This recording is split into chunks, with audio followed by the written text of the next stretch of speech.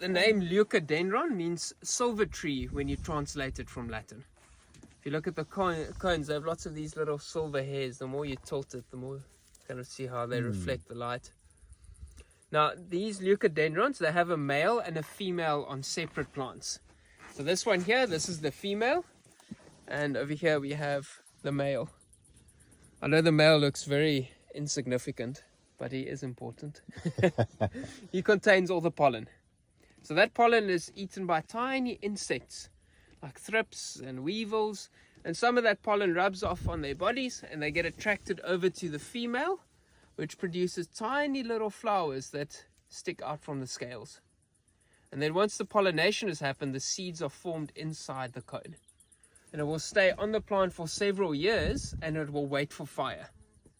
So now I've got 1, 2, 3 seasons worth of seeds. The fire burns through here, it kills the plant, and those cones that are still closed will open up and they release the seeds, which will germinate only after the fire. And that can take years. It can take years. This plant hasn't burned since 2006. So if you look at all the old cones that are on here, these are the oldest seeds.